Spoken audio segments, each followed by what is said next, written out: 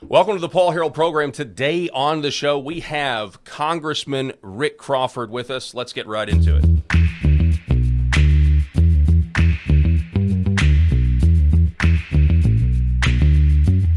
The Paul Harrell program. All right, ladies and gentlemen, welcome to the show. As always, I'm joined by my co-host, Rob Spencer. Paul, it's an honor to be here as always, and it's an honor to have an in-studio guest with us, Congressman Rick Crawford from our very own state here in Arkansas. Looking forward to the discussion with basically everything that's going on and how the federal government reacts to certain situations. I know I've got a few questions and interested to get into this discussion. Absolutely. So, Congressman Rick Crawford, welcome to the show, sir. We really appreciate you being on. Yeah, good to be with you. I guess the first... What's weird is go all the way back to when I first started in radio, 2009 or 2010. In there, that's when you were running for the first time, Yep. and I think you were one of my first interviews. Yeah. And I just want to say it is incredible that you have been as successful as you have been in D.C. representing the 1st District, but now you are the head of the House Permanent Select Committee on Intelligence. You're the chair. And that is something incredible for the people of Arkansas and the people in particular of the 1st District. Yeah, I wasn't expecting that. I've been on the committee for 8 years.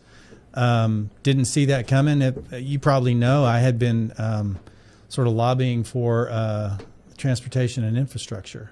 And it's amazing how, these opportunities present themselves in ways that you might not have ever anticipated. And that's what happened, and so here I am now chairing the House Permanent Select Committee on Intelligence, which is, I can't talk about everything, but I will tell you this, it's a very fulfilling job. People always ask me, are you having fun? And the answer to that question is no. It's not fun.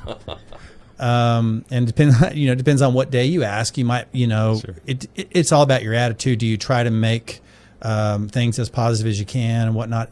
But it is extremely fulfilling. And what's most fulfilling about it is the daily engagement in the effort to protect America and to protect Arkansas. And there are some real tangible things that people don't necessarily really know. Cyber intrusions, for example, are one area, and we've seen the impact of that here in the 1st District of Arkansas. Biosecurity, how do we protect our food supply? That's, believe it or not, that's in our lane. There's a reason it's in our lane. People were asking questions about how did this Aggie get on the Intel committee, but it was because of things like biosecurity. And I've found a way to drive these issues into the lane of national security. Food security is national security. We got to protect our food supply. So that becomes now, what they call a Title 50, priority. We've got to protect ourselves. Transportation infrastructure. We've got to protect ourselves from threats there as well. So even though I'm on those other committees, I've always tried to find the nexus among those committee assignments, and that is part and parcel of how I got on HPSI and how I became chairman of the committee. Wow. Rob, I know you were interested in asking about Charlie Kirk. Sure. Of course, just general reactions, where were you when you got the news? And more specifically to the point is, when such a high-profile person, which we've not seen in many, many years, is assassinated like that, how does that affect the intel community? Are there special alerts that are sent out? How do you guys receive that information, and what happens? I'll be honest with you. Here's how I found out about it, and this will probably come as no surprise. But I was in my office in D.C., and you start seeing things pop up on your phone.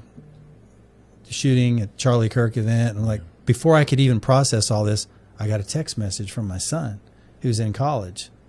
He's like, "Dad, they shot Charlie Kirk." Wow. My son, who's 20, which tells you how attuned young people are to what's going on and how attuned they were to Charlie Kirk. And, just sort of watched that evolve through the course of the day. And I mean, you kind of just, the sense of dread immediately, I saw the video and there was no easy way to spin this. There was no rosy picture. Yeah. It was terrible. It was absolutely terrible. And so, I mean, I'm sure people that knew him obviously had a very emotional response. I had kind of an emotional response. Been watching Charlie Kirk, over the years, and particularly over the last year or two. and seeing how he had evolved personally and how he was, I mean, really a warrior for Jesus. And he was leading with that. And before he was ever assassinated, I was starting to, just as I was watching Charlie Kirk, I was starting to feel a level of shame in my own life about how is this kid, 30 years old, 31 years old, just such a forthright warrior for Christ. Unashamed. Amen. Unashamed. And like that I was kind of coming under conviction about, I've got this platform. I need to be, if this 31-year-old young man can accomplish, to say nothing of the fact that just he was a brilliant young man. I think he had an eidetic memory, which doesn't necessarily mean that you're particularly intelligent just because you can recall things, but it wasn't just his ability to recall things. It was his ability to synthesize information and put it out there to young people in a way that made them respond. And the evidence of that is my 20-year-old son texting me immediately. Yeah.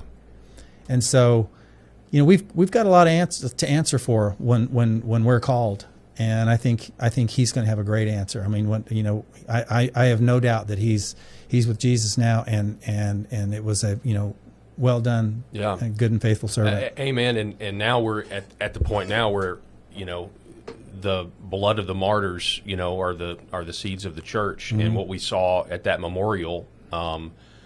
It could be the start of a national revival, or maybe it was. We've got, people online saying, hey, I'm buying a suit for the first time and going to church. And that's actually, in my opinion, the real measure. Is this going to lead to in the church growing, the American church in general growing with people, repenting and turning to Christ? I could not believe, as somebody who grew up, Rick, in the 90s, and, it was very much the rise of atheism, where atheism is considered somehow neutral and not a worldview that can oppress the Christian worldview, but the Christian worldview will oppress the atheist worldview. But to hear our leaders, to hear Secretary of War Pete Hegseth, to hear Secretary of State Marco Rubio, to hear these people boldly proclaiming Jesus Christ, I never would have even imagined that was possible, and yet here we are. This was like almost like a tent revival or the old camp meeting of the old days that we hear about from our parents, growing up when they would go to camp meeting or they would go to a tent revival and they'd have the evangelists come in and all this. But it's also a time that these people were giving their testimony. And I think what Charlie Kirk did was embolden people to give their testimony and unashamed. Mm-hmm. Yeah. And if that catches fire, then I think we have hope in this country. Amen. And we've seen unfortunately, conversely, the negative side of it. We've just seen this sick underbelly that's always there. We understand that there are evil hearts that are going to say and do evil things. But at the same time, to see it displayed, so many people just doing dances and celebrating the death of someone and calling him a fascist, which is the most ridiculous. Yeah.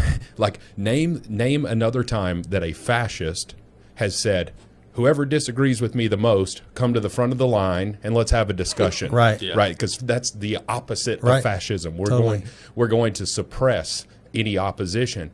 And he was a moderate voice in terms of he's nonviolence, right? He's not going to insult the people that he's debating with. And I saw probably the best explanation that I could have imagined for it. And they said they didn't kill Charlie Kirk because of what he said.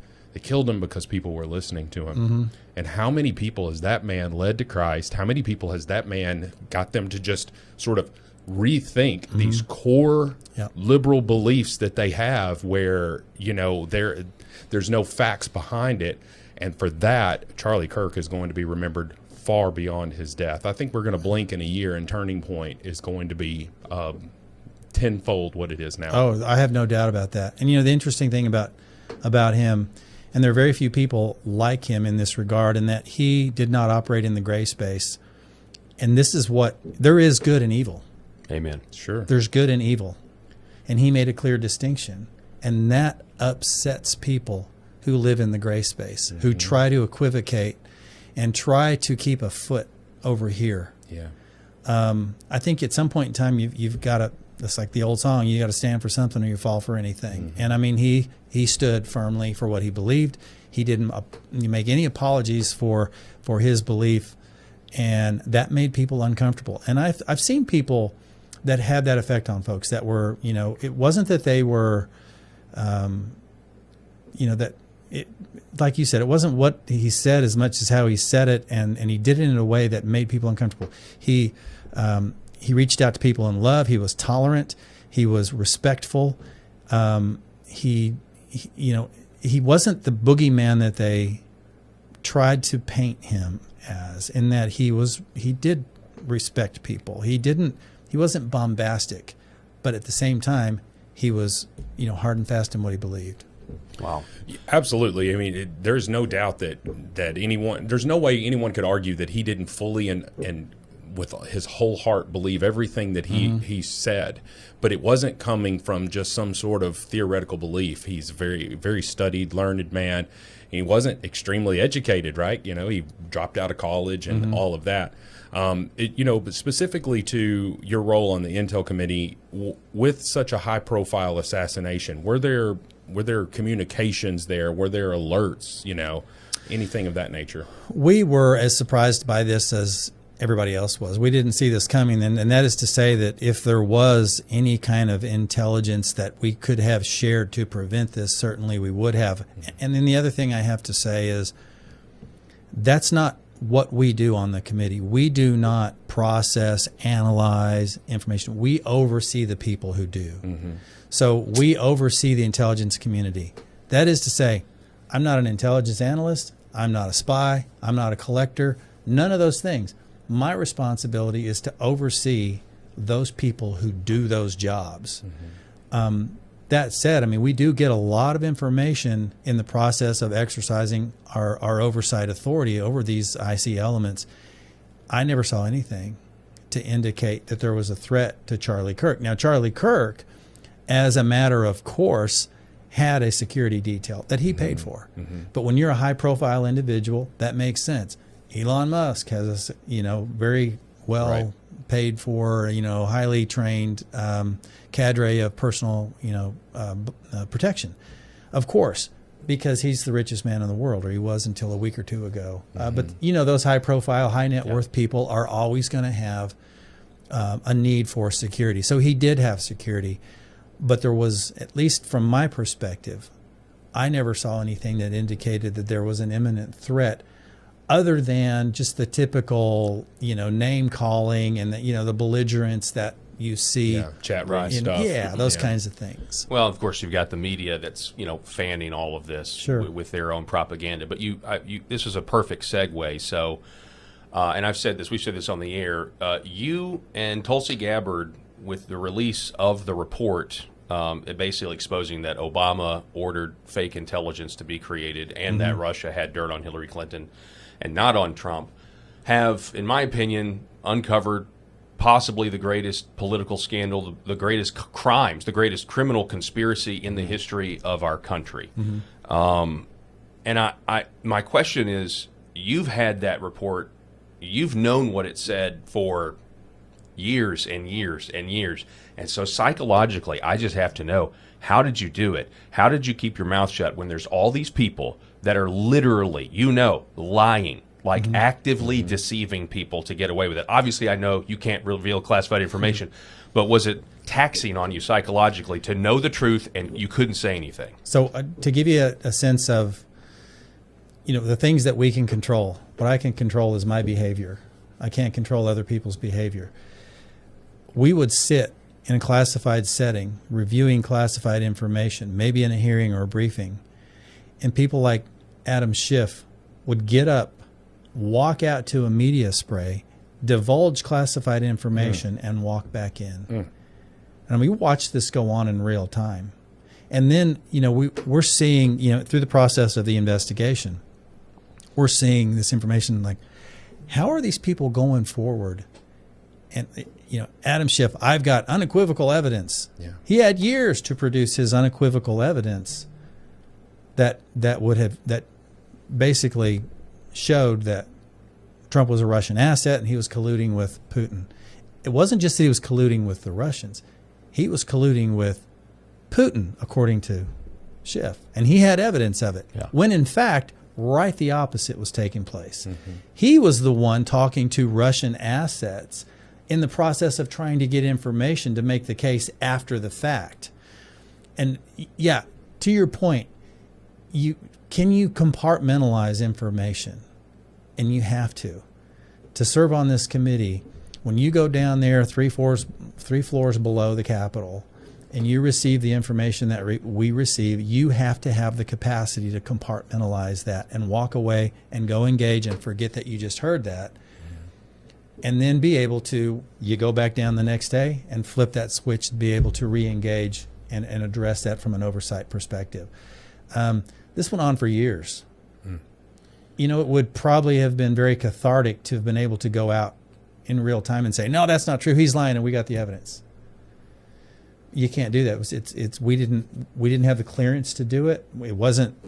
What happened with Director Gabbard was, she says, once she knew we had those documents, which were our work product, by the way, once we had those documents in our custody, she calls me, hey, can I come over? Very respectful. Can I come over and view those documents? Absolutely. She's Director of National Intelligence. She's certainly cleared for that. Keeping in mind, of course, the approach that she took, having been a former member of Congress, knowing that this was a HPSI work product and knowing that there was an appropriate way to address this, and she did it, and she came and read it, and she calls me, she goes, wow, this is worse than I imagined. Yep, it absolutely is. Yeah. And she says, do you care if we do a classification review, because we'd like to make this public? That, to your question, the relief, oh my goodness, to be able to say yes to that. Yes, ma'am. Here it is. Absolutely. You know, go right ahead. And she did, and didn't do anything without consulting. This was a hand-in-glove effort between myself and Director Gabbard, who had the authority. We had the material. She had the authority. Wow. And so this was, I think, in the interests of making sure the American people, there are people to this day who would read that report and still believe Adam Schiff. Yes. And then there are folks, and you're not going to change their minds.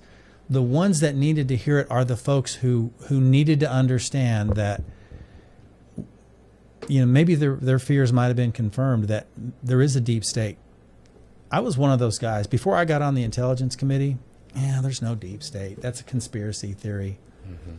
No, that's false. There are, you know, these civil servants buried in the bureaucracy that are there for their purposes, and they believe that they run the government and not through the consent of the governed. That's why I'm here, through the consent of the governed. You guys sent me up there for that purpose, to be governed with your consent, not to cover stuff up. Right. Not to tamp down your concerns about, is there a deep state structure in place? No, you sent me with your consent, with your vote, to go up there to Washington to represent Arkansas and Washington, not come back to Arkansas and represent Washington and Arkansas. That's my job. And, you know, I've really stuck to that. You know, heck, Paul, you know, I campaigned on that from the jump. All those years ago. Those years ago. That, to me, was a difference maker. And I've stuck to that. It's not my job to go up there and try to aid and abet a bureaucracy. It's my job under Article 1 of the Constitution to exercise oversight over the other two branches. So, kind of a follow-up to this, Adam Schiff obviously dealing in classified, you know, intel when he's not supposed to. There's now rumors that, you know, James Comey's going to be indicted for lying to Congress, when I think I think he needs to be indicted for a lot more than that. But hey, you know, if we got to Al Capone this thing, I'm okay with that. You know, any way you can get him. But there's just so many. I mean, there's so many people. So can you speak to accountability? Because I came to the conclusion last night as we were talking about this interview. If there's no accountability for these people that I think of, the intel oligarch, as I call them, that have essentially run some sort of color revolution against the American people for the last decade, if not more, if there's no accountability for these people, are we even free? And that's where I'm at with it. Yeah. And I have to go back to when Comey was first coming before the intelligence community, the intelligence committee. And I got to tell you, and I was brand new to the committee. And I'm like, this can't be happening. I mean, I'm like, this is a steep learning curve. I'm trying to learn this job as a member of the committee, not as a member of Congress. I'd been a member of Congress for 3 terms, but I'm trying to learn the job of a HPSI member. That's a different set of responsibilities and it's a steep learning curve. And I'm trying to do that. And then we've got this. I'm like, so wow. I'm watching this guy come in, and I was hearing people that want to be careful with Comey because he may be the best friend we have in this whole process. Wow. I'm like, you can probably go back and look at the record. I was really quiet. I was having this conversation on the way over here on the phone with somebody. I know what my limitations are. I'm not prepared to go rewire my house. I'm going to call an electrician to do that. I knew what my limitations were as a new member of HPSI. My job here is to learn what's going on, not to, create some kind of a profile for myself, but to be a responsible member. So I was watching this just in stunned silence, really, because on the one hand, I'm supposed to learn this. On the other hand, I'm watching what this guy's saying. Right. And I'm seeing, as the investigators are undertaking this investigation, like, we can't talk about this. To your point earlier, I mean, it's the frustration, unbelievable. So it was very vindicating for our committee and everybody that made a contribution to that, 2 staff in particular, one of which was essentially run out. And I'm not going to mention their names because it would be, it wouldn't be prudent for me to do that. It wouldn't be appropriate for me to mention their names. But I can tell you these are 2 individuals who understood completely what was going on, who did yeoman's work on behalf of the American people to get to the truth. You've seen it. You've seen their work now because Director Gabbard did the classification review and released it so that you could see it. Right. That's the work they did. Those are the people I trust. One of which is still on the committee. Another individual who I have known for years now was on the committee at the time, and I still am in contact with him. These are great American patriots that did their job in the face of scorn and abuse and, your career's over, you're dead to us, these kinds of things. And they did the right thing, and you've seen their work product. I mean, because basically you're really only able to discuss those things with people on the committee at that point. So are you looking around when you said you felt a little bit powerless, you're coming in here, you're learning, but also you're like, whoa, are you guys buying this? Well, and the interesting thing is not only are you limited who you can talk with, but you're limited to where you can talk with them. And so, I'm on other committees, and I'm trying to learn this committee, and it's like, okay, I've got to go to an ag hearing, I've got to go to a T&I, a transportation infrastructure hearing, I've got to do this, I've got to do that, and then I'm home in my district, and all this kind of stuff. And meanwhile, I do have this information weighing on me, and a thought will pop into my mind. I can't pick up the phone and call my friend on the committee. That's classified information, so I can't make a note of it. It's classified. Wow. So I've got to keep that here. Yeah, that's very filed difficult. on the hard drive till I can get back to D.C. And then have these conversations in the classified setting where it's appropriate to have those conversations. It's a lot that for years to carry around. So I can tell you the sort of the collective exhale of the people who were involved when Director Gabbard said, Can we do the classification review and prepare this for public release? You can't believe the level of relief and vindication for the people involved. Yeah, that's incredible. But what I really do want to know, what about accountability, though? Do you think we're going to actually see some of these people be arrested? Adam Schiff, Clapper, Comey, Brennan. You mentioned the Al Capone approach. Can we get Adam Schiff on mortgage fraud? Probably. Yeah. Could we have gotten him, or should we get him on some of these things? Yes, in a perfect world, and we've got evidence. Are we going to be able to make that case? I don't know. Do we have prosecutors in the DOJ that have enough intestinal fortitude to even go after the mortgage fraud? These are the questions we're going to be asking, because look, here you go. We've laid it out for you. And so, criminal referrals, all these other kinds of things that are taking place from various elements of the IC. They've got the opportunity now to make the decision: are we going to act on the part of the American people and impart a high degree of accountability for these folks who have chosen to deceive and to perpetrate what I think is the greatest political fraud on the American people since, I don't know, Boss Tweed. I don't know. I mean, you go down through history and look. I can't think of anything that even rises to this level. And there are a laundry list of individuals involved. Some of them, the high-profile names: James Comey, obviously, Clapper, Brennan.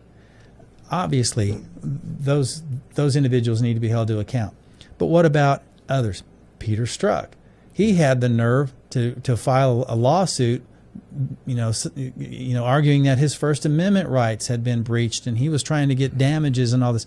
He is a scumbag of the lowest order in my estimation, and he should be held to account. There's others, a laundry list of individuals who were part of what we now know was Crossfire Hurricane.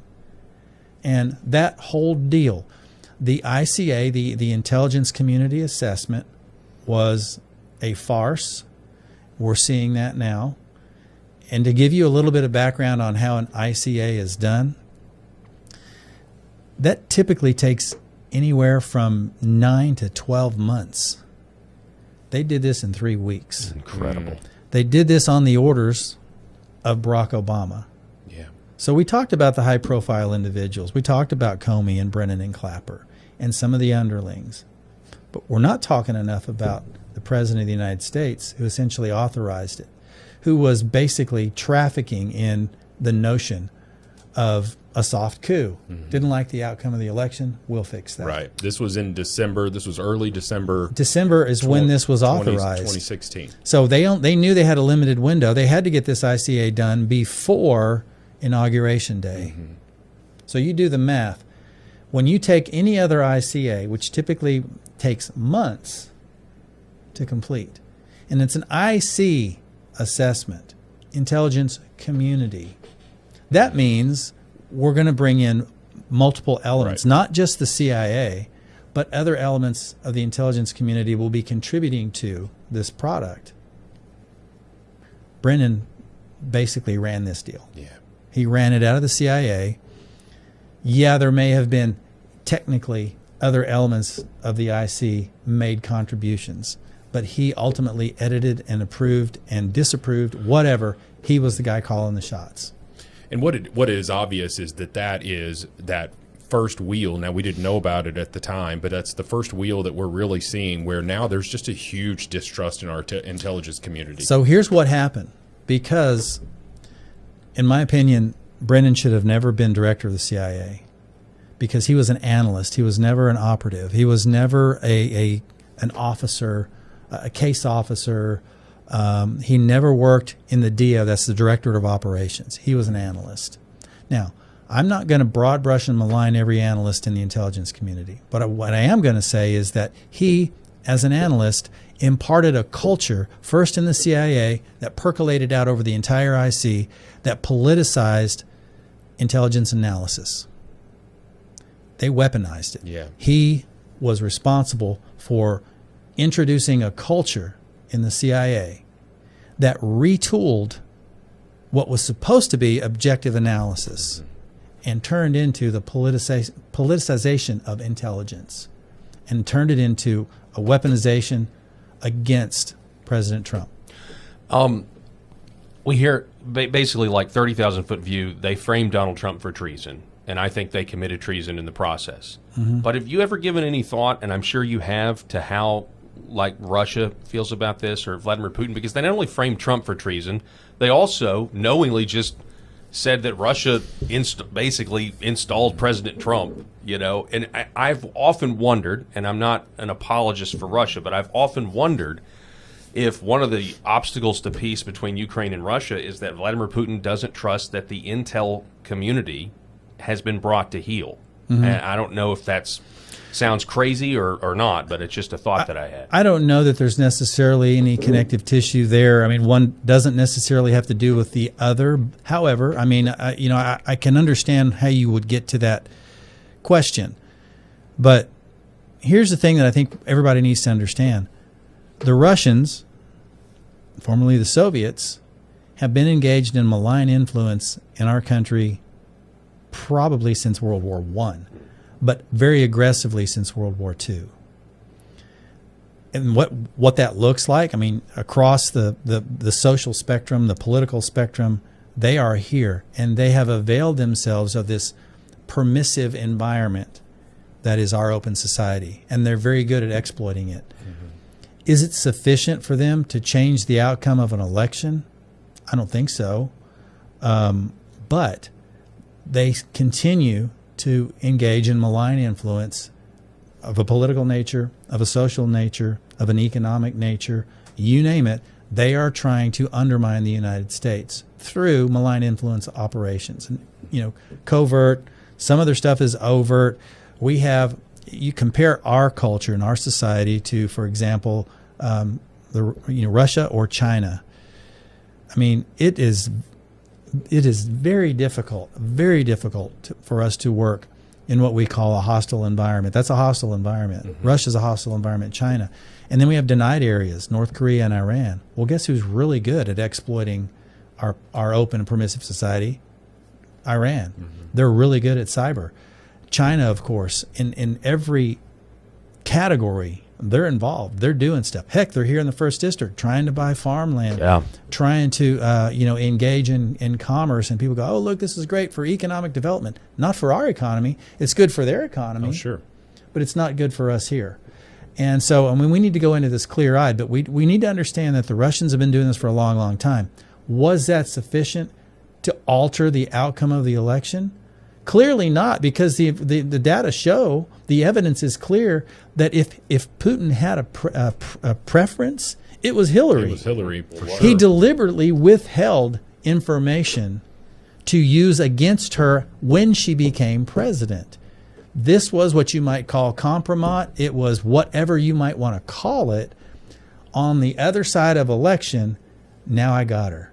If she doesn't play ball, if she's not going to bend to our will, give a little more, then I've always got these cards. I can put this right in front of her. That's how they play the game. Keep in mind, Putin is a former KGB officer, and his desire is to reconstitute the Soviet Union. Now, he might not call it the Soviet Union, but look at what has happened on Putin's watch in places like Georgia and, of course, Ukraine and others. Why do you think the Baltic nations joined NATO? Why do you think Finland and Sweden joined NATO? Because they knew he was getting extremely belligerent and wanted to reconstitute, protect Mother Russia, and he engaged in a border incursion in Georgia. Why is that? Because you can't join NATO if your border's in dispute. Right. So the only way for Georgia to have joined NATO would have been for them to accept that border incursion as a sovereign. Okay, we're ceding that to Russia, but we're going to join. They don't want to do that. They want their territory back. We're 20 years on. Yeah. And those borders are still there. And guess what? They have permanent infrastructure in those regions that they've intruded into Georgia. That was their reason. That's why they annexed Crimea. We got to stop Ukraine from the potential of joining NATO. And what they did after, on Obama's watch, by the way, in 2014, that went unchecked, never offered a bit of help to the Ukrainian people. And then Putin goes into the Donbass region and starts giving up to 200,000 citizens Russian passports so that he can create the pretext that he's going in to rescue Russian citizens. Wow, I'm here interesting. to help. Yeah. So that's been going on for a long, long time. I said all that to say this. Back to your original question, are people going to be held to account? I hope so. I'm doing everything I can. I'm putting the information out there. What the DOJ chooses to do with that information remains to be seen. But I think we've made a pretty strong case that there are a lot of people involved in this that need to be held to account. And in the meantime, we can pray for biological regime change in Russia, and maybe the outcomes will start to change a little bit.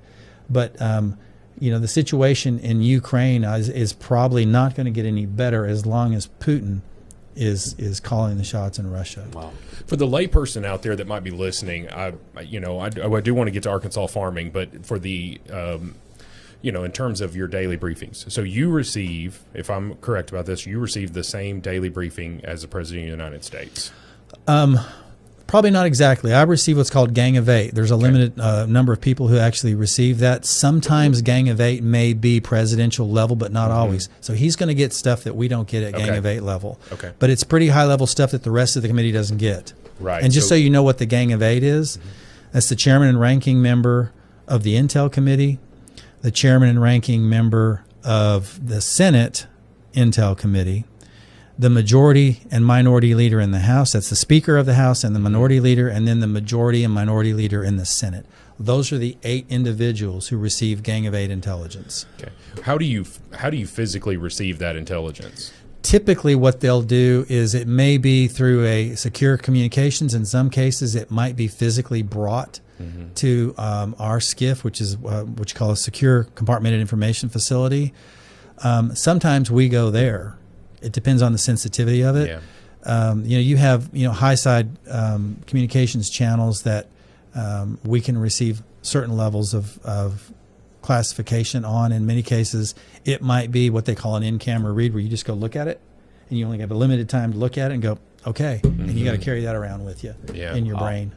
That's incredible. One of 8 people. I mean, that kind of makes you one of the most important people in the country, if not the world. Don't tell my kids that. Yeah, like you're just dad. You're just dad. Yeah. So could you? I mean, are you? Forgive my. I'm just a lay person. You guys have been involved with this a lot longer than I have, but I mean, could you pick up the phone and call President Trump?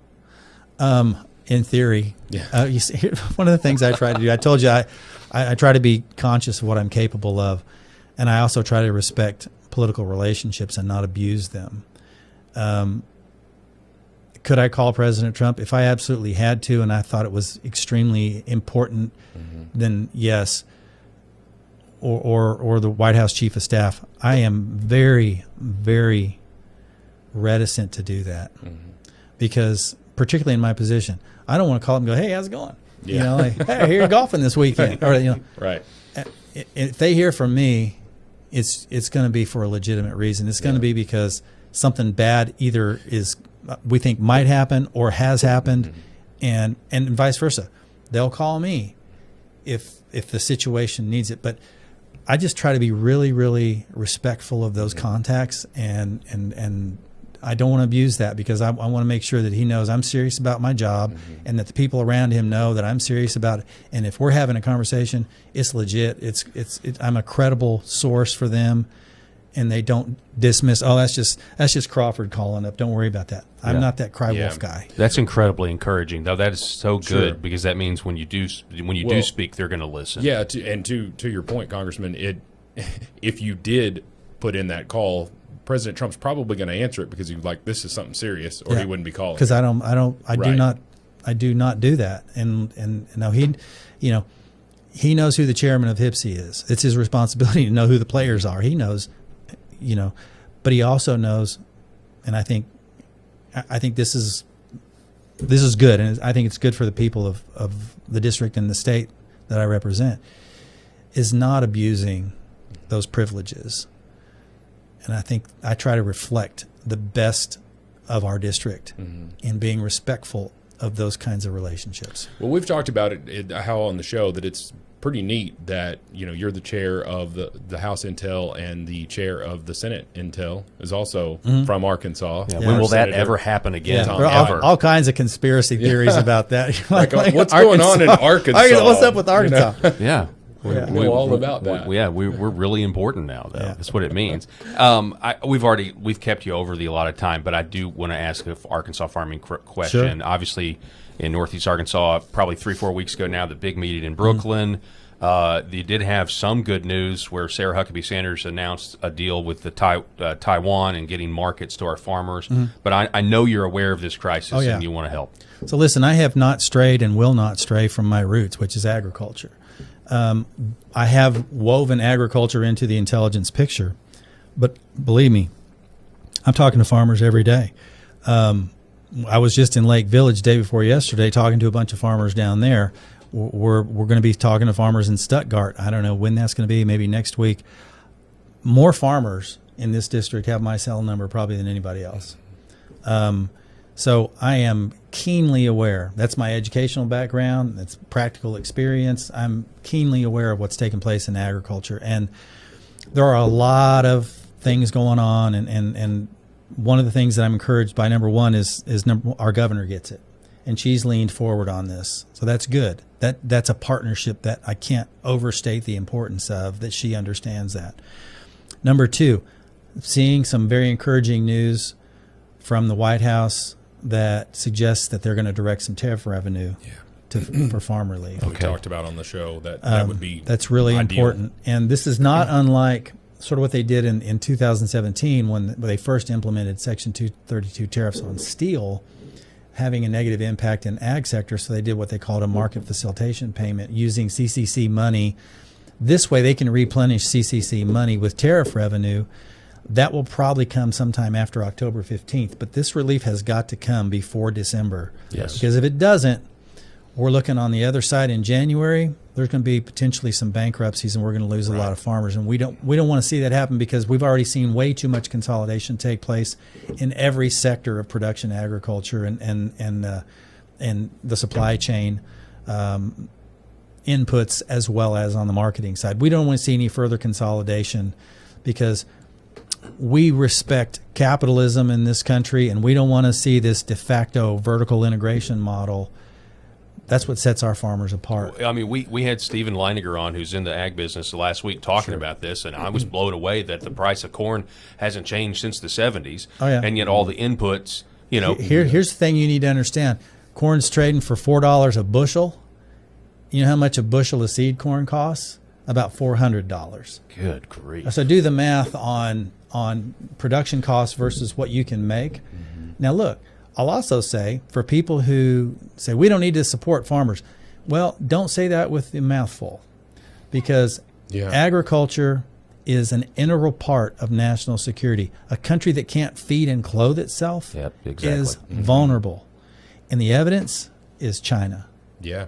Less than 20% of their land mass is arable. They rely on everything from outside of their country to be able to feed and clothe 1.5 billion people. That's a strategic vulnerability for them, and they know it, and it's manifest in extremely belligerent behavior. That's why they act the way they do. We, on the other hand, have the freedom to engage in this enterprise and take it for granted. But during COVID, when we went to the grocery store as Americans and saw the back of the shelf or the bottom of the meat case, panic ensues, because that doesn't happen. Mm-hmm. But you any grocery store in this town during COVID, and you were going, what the heck? We don't want to see that happen here.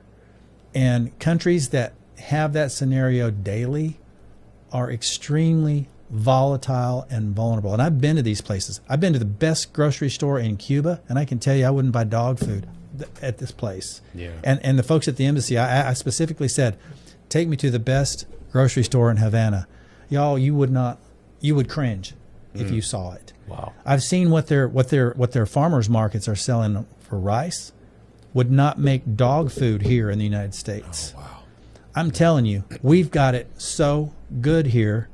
It shouldn't be controversial at all to support American agriculture. And we produce more than what we actually consume, correct? So we have a surplus of our farmers are they're just so doggone good. They're so productive. And, even here, corn production here in the South, for example, up north, they'll say, well, you can't grow corn down south like we do up here. That's bull. We got guys bumping 300 bushel corn here. Mm-hmm. It's amazing. We've got guys in, our yields in soybeans. If you're not yielding to 50 plus, you're not trying hard. You got guys that are, 65, 80 bushel soybeans. I mean, it's and maybe more than that in some isolated areas. But I'm just telling you, we know how to produce in this country, but it's in our interest to make sure that the Americans are supporting agriculture, because food security is national security. Amen. I totally agree. Well, so when we had a farmer on last week or week before, he said there was a two-pronged problem right now, and one of them was the relief that you mentioned. And so I'm glad to hear that that's on the horizon. Me too. Right, end of November, all of these payments are coming due, and what people do not realize is you're just thinking about the farmer, but when that bankruptcy is filed, there are so many people that are affected. The entire community. So we don't think about this as much in Jonesboro because we have a very diverse economy here by comparison. Go down to Stuttgart and see how this is going to impact Stuttgart or McGee or Dumas or Lake Village or Mariana or, Osceola or, a lot of these communities that are, just nothing but fields. Newport. This is it. I mean, that's their livelihood. It affects everybody. Yeah. And so it's going to have an inordinate impact in these small rural communities. Wow. Well, this has been a great opportunity, Rick. I really appreciate you coming on the program. You bet. Congratulations for being the chair of the Intel. I know that's been a lot of hard work, but I mean, I'm super proud that you're my congressman and that you're doing the work of the people and holding people accountable. So your next thing, I guess, is primaries, right? Do you have a primary opponent announced so far? Haven't heard anything so far. I don't anticipate that happening. Somebody going to a few jump weeks in there? away. Yeah. I think we're in pretty good shape. Like I said, it's the honor of a lifetime to be able to do this type of work, and this is why I do it. I do it for the people here in Arkansas. I do it for my, the future of my family, but not just my family, but for y'all and your kids and what country they're going to inherit. It's on us to give them something to inherit that they can be proud of. Yeah. Amen. Thank you. We You bet. appreciate it.